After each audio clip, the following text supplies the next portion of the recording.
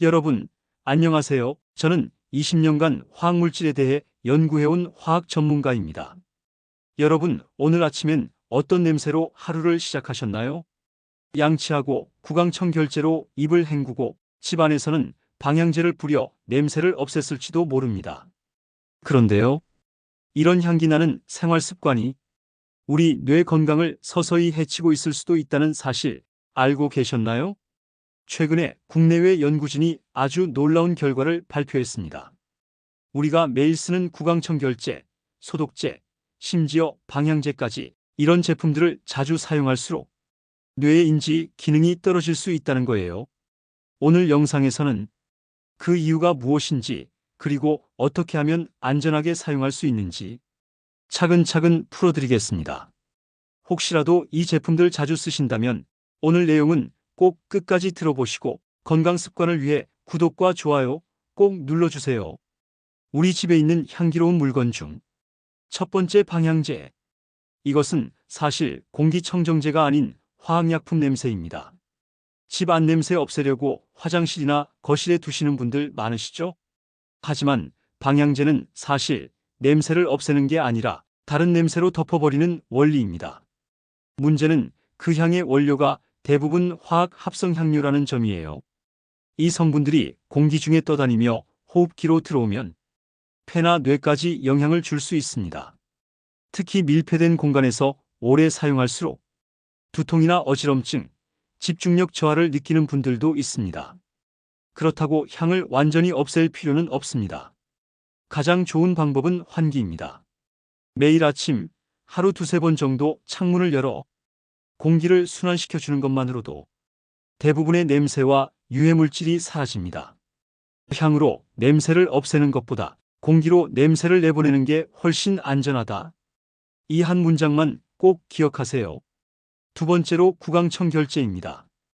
양치 후에 입안을 개운하게 해주는 구강청결제, 많은 분들이 하루에도 한두 번씩 사용하실 텐데 이게 왜 문제일까요? 최근 여러 연구에서 이 구강청결제를 지나치게 자주 사용하면 인지 기능 저하와 관련이 있을 수 있다고 밝혀졌습니다. 이유는 항균 성분 때문입니다. 이 성분이 입안의 세균을 죽이긴 하지만 그 과정에서 우리 몸에 좋은 균까지 없애버리기 때문이에요. 입속의 미생물 균형이 깨지면 뇌 신경에 영향을 주는 물질들이 만들어질 수 있다는 게 과학자들의 설명입니다. 특히 어떤 분들은 입안에 청결제를 오래 머금거나 입을 충분히 헹구지 않고 남기는 경우가 있는데요. 이건 좋지 않습니다. 청결제를 사용했다면 반드시 물로 충분히 헹궈 주셔야 합니다. 청량감은 남기더라도 잔류 화학 성분은 남기지 않는 게 중요합니다. 세 번째로, 새 옷에서 나는 냄새입니다. 새 옷은 냄새가 좋아서 그냥 입어요 하시는 분들 많으시죠? 하지만 이 새 옷 냄새 속에 1군 발암물질인 포르말데히드가 들어있습니다. 이 성분은 옷이 구겨지지 않게 하거나 곰팡이가 생기지 않도록 하기 위해 사용되는데요. 문제는 피부를 통해 흡수될 수 있다는 점입니다. 특히 셔츠나 청바지, 새로 산 커튼 같은 직물 제품에는 이 성분이 꽤 많이 들어있습니다. 그래서 꼭 기억하세요. 새 옷은 새 옷이 아닙니다. 입기 전에 반드시 한번 세탁해 주세요. 한 번 세탁만 해도 포르말데히드 양이 절반 이하로 줄어듭니다. 그리고 청바지나 면바지에서 쉰내 같은 냄새가 날 때 그게 단순한 염색 냄새가 아니라 화학약품 냄새일 수도 있다는 점 꼭 알아두시면 좋겠습니다. 네 번째로, 살충제, 농약입니다. 이것은 바로 숨으로 들어오는 독이라고 할 수 있습니다. 특히 농촌 지역에 계신 분들이라면 이 부분은 꼭 주의 깊게 들으셔야 합니다. 영국과 한국의 여러 연구에서 농약을 자주 사용하는 분들이 그렇지 않은 분들보다 인지 기능이 낮게 나타났다는 결과가 있습니다. 농약이나 살충제는 주로 흡입을 통해 들어오는데요. 이 화학물질들이 혈류를 타고 신경세포에 손상을 줄 가능성이 있다는 겁니다. 예전에 많이 쓰던 초록색으로 뱅글뱅글 도는 동그라미 모양의 모기향, 다들 기억하시죠? 그 모기향을 피울 때 나는 연기에도 신경독성 물질이 포함되어 있습니다. 그래서 모기향을 켜야 한다면 사람이 없는 방에서 피우고 다 피운 뒤엔 반드시 환기하는 것이 가장 안전한 사용법입니다. 자, 그럼 집에 많이 두시는 공기정화식물, 과연 효과는 있을까요? 요즘은 실내 공기를 정화하기 위해 스투키, 산세베리아 같은 식물을 키우시는 분들 많으시죠? 식물은 실제로 미세먼지를 흡착하고 일부 화학물질을 줄이는 데 도움이 됩니다.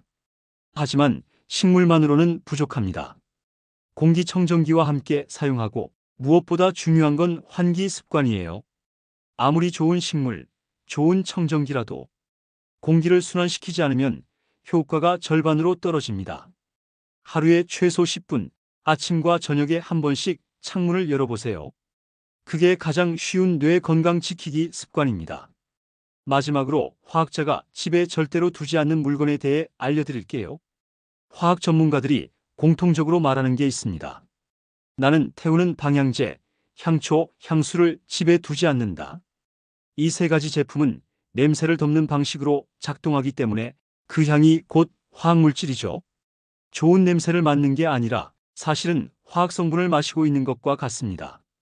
대신 베이킹소다, 숯, 커피 찌꺼기처럼 냄새를 흡착하는 천연 재료를 이용하면 비슷한 효과를 훨씬 안전하게 얻을 수 있습니다. 오늘 내용 조금 충격적이셨죠? 하지만 겁낼 필요는 없습니다. 우리가 매일 쓰는 제품들이 문제가 되는 건 양과 습관입니다. 과하게, 자주, 환기 없이 사용하는 게 문제지. 한두 번의 사용이 우리 뇌를 망가뜨리지는 않습니다. 결국 중요한 건 조금만 덜 쓰고 자주 환기하는 것. 이 간단한 습관의 변화가 여러분의 기억력, 집중력, 그리고 뇌 건강을 오래 지켜줍니다.